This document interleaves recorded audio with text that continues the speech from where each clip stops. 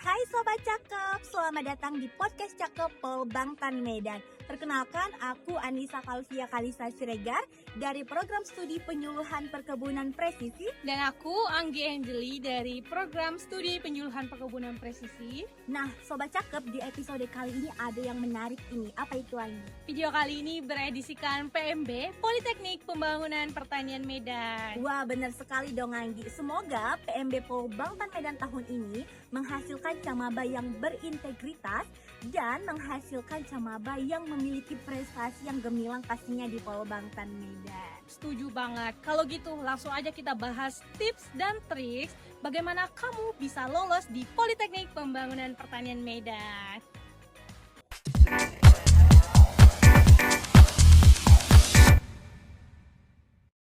Nah, Sobat Cakep, kita udah sama kakak-kakak dan abang-abang yang ganteng dan cantik pastinya. Nah, tapi sebelumnya kita pengen kenalan dulu nih. Mungkin abang-abang sama kakak-kakaknya bisa nih dong perkenalkan nama, jurusan, dan lulusnya tuh dari mana ke camaba-camaba atau teman-teman sekalian. Mungkin dari abang yang sebelah kiri dulu, nanti dilanjut oleh teman-teman. Oke baik, terima kasih sebelumnya kepada MC yang tidak kalah cantik juga. Jadi perkenalkan, nama saya Prananta Pranginangin, alumni dari Madrasah Aliyah, Prodi Penyuluhan Perkebunan Presisi, jurusan perkebunan. Oke, kalau kakaknya? Nah, nama saya Gustina Damanik. Saya lulusan dari SMK Prodi Penyuluhan Pertanian Berkelanjutan, yang dimana jurusan pertanian. Oke, lanjut nih ke abangnya nih. Halo semuanya, perkenalkan nama saya Ferdian Hamzah. Saya dari jurusan perkebunan, program studi teknologi produksi tanaman perkebunan. Saya lulusan dari Madrasah Aliyah. Oke, kita lanjut ke kakak yang cantik. Halo semuanya, perkenalkan nama saya Putri Hani Astrianti, jurusan Pertanian Prodi Penyuluhan Pertanian Berkelanjutan, serta lulusan dari SMA.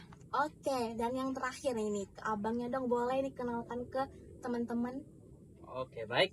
Halo, saya Hafid Kurniawan. Saya dari SMK PP, yang dimana jurusan saya di Polbangtan adalah penyuluh pertanian berkelanjutan. Waduh, cakep-cakep banget nih dari berlatar belakang background yang berbeda-beda. Oke. Kalau boleh tahu nih, dari abang yang paling tengah bajunya beda sendiri, kenapa sih memilih Polbangtan? Jawab jujur ya bang. Nah, kalau jujur dari saya sendiri, karena saya sebenarnya pengen melanjutkan berkuliah dengan jurusan perkebunan. Oke. Dan syukurnya ternyata Polbangtan Medan ada jurusan perkebunan. Kalau saya sendiri seperti itu. Kalau kakak yang sampingnya? Saya itu sebagai jalur dari 3T, saya memilih Polbangtan Medan dikarenakan saya ingin melanjutkan pertanian di daerah saya, seperti pertanian berkelanjutan yang lebih modern lagi. Kalau kakaknya nih? Oke, kalau saya memilih Polbangtan ini karena di Polbangtan ini kan naungan Kementerian Pertanian Ya, nih. benar sekali. Jadi kita dibiayain full selama 4 tahun kuliah di Oke, sini. cakep. Kalau sampingku nih, abang ini. Kalau dari biografi sendiri, tadi dari pertanian, ngapain kita lari lagi ke bidang yang lain? Mending kita ke pertanian lain, so. Wah, linear ya. Abang yang samping? Kalau saya sendiri itu dari jalur umum, ya salah satu alasan saya karena satunya itu tadi beasiswa sampai selesai. Oke. Bang, kakak boleh kasih tahu nggak? Kakak abang ini masuk jalur apa nih untuk sobat camaba yang lagi nonton? Kakaknya? Saya dari jalur anak petani prasejahtera, yang dimana dia itu juga jalur 3T. Kalau abang itu? Saya jalur umum. Kalau kakak?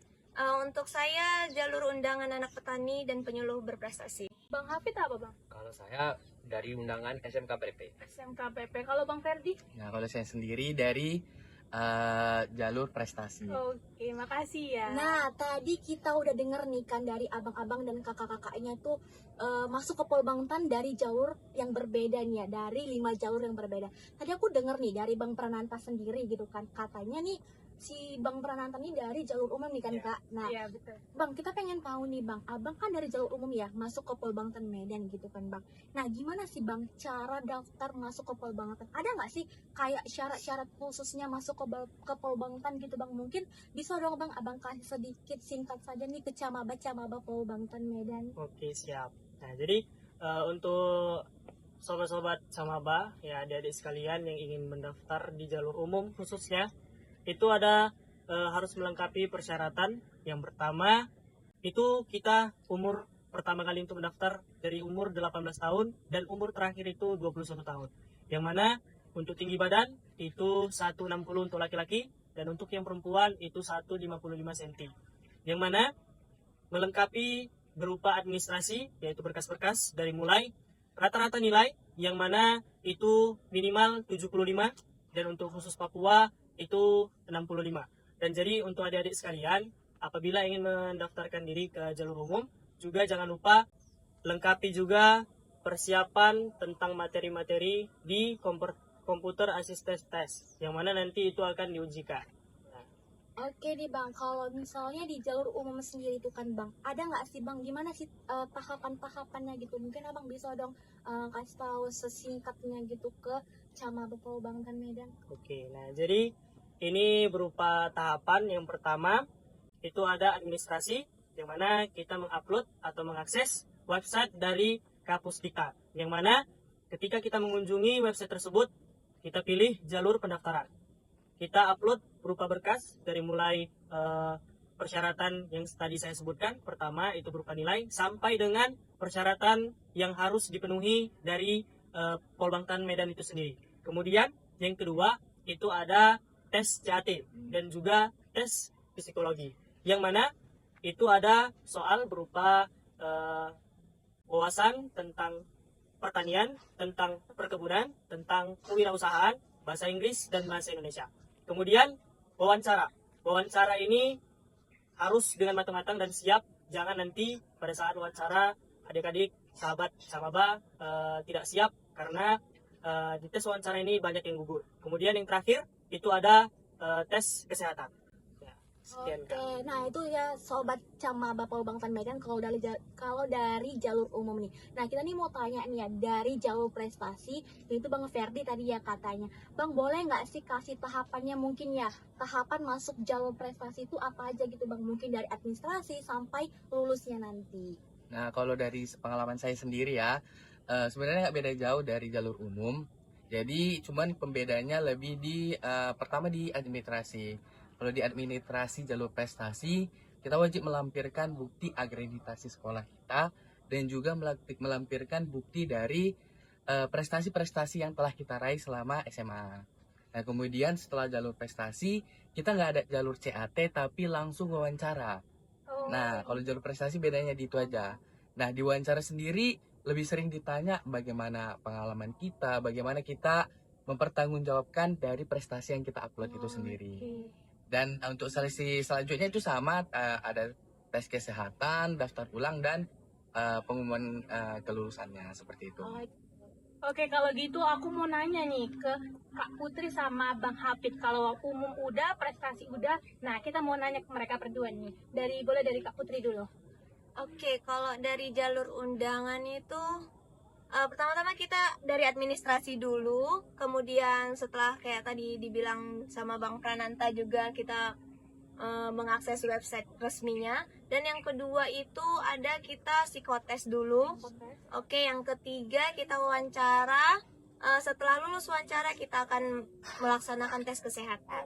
Lebih bedanya ya, lebih simpelnya. Kalau Bang Hafid, dari SMKPP kan Bang? Benar. Kalau dari SMKPP tidak beda jauh lagi. Sama aja sama Kak Bang Prananta, Bang Ferdi, sama yang Kak Putri. Yang membedakan dari SMKPP, kami itu ada pelampiran surat dari SMKPP menampilkan bahwasanya ini sebagian dari mahasiswa itu sendiri. Dan satu lagi tambahan, itu di bagian beberapa trik dari bagian lulusan, Iya. itu biasanya ditanyakan lagi ke pihak Dinas Pertanian bahwasanya apabila nanti kami setelah lulus dari sini bisa dilakukan pengangkatan di daerah setempat. Oh, jadi kita menjadi penyuluh swadaya ya? Ya, benar. Sekarang di rank Kak Gustina, karena tadi didengar Kak Gustina dari jalur 3T, boleh dikasih tahu nggak apa administrasinya yang bisa menjadi penunjang dari kawasan 3T tersebut? Yang pertama itu pendaftarannya nggak jauh berbeda dengan Kak Putri, yaitu sebagai jalur anak petani sejahtera juga kan. Nah, kita itu harus mengambil tanda tangan dari Dinas Pertanian, dan yang kedua itu kita ngambil surat dari penyuluh pertanian juga bahwasanya orang tua kita terdaftar dalam simultan. iya. Dan yang ketiga itu kita ngambil tanda tangan dari kepala desa. Begitu ya teman-teman Camaba.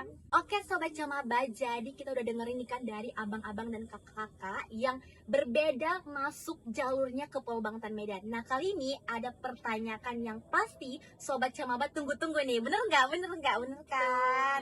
Oke, jadi di kali ini ada dua orang yang akan kita tanyain, yaitu Bang Ferdi yang masuk ke sini tuh jalur prestasi, dan Bang Prananta masuknya jalur umum. Jadi nih Bang, mungkin aku bakal tanya ke Bang Ferdi dulu ya.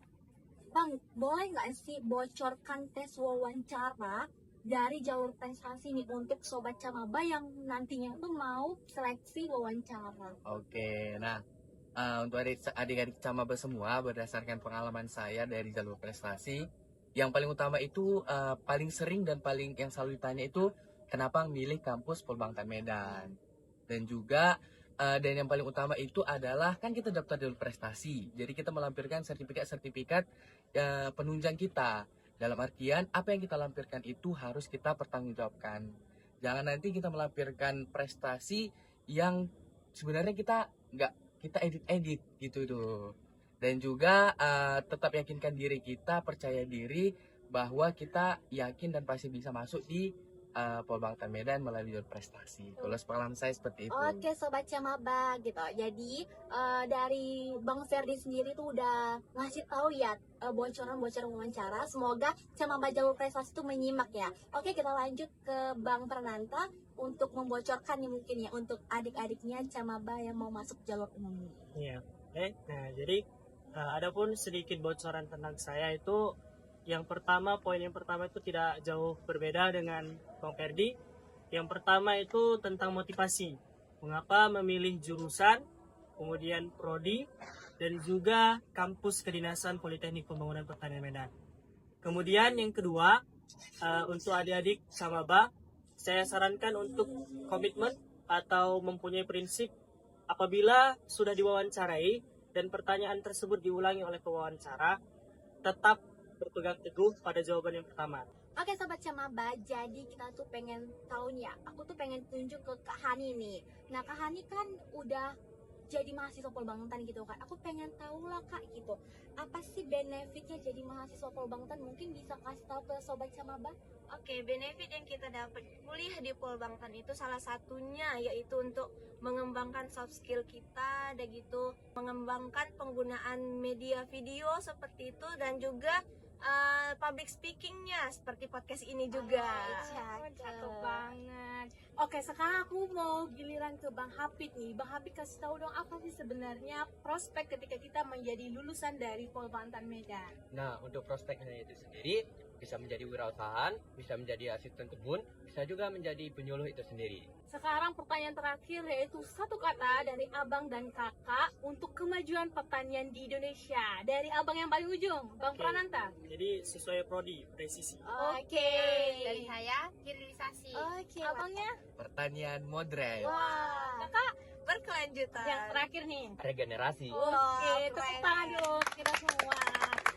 Itu dia sobat-sobat Camaba yang lagi nonton, semoga kalian semua menyimak dari pemaparan video kami di podcast Cakap Polbangtan Medan. Kami ucapkan sekian dan terima kasih.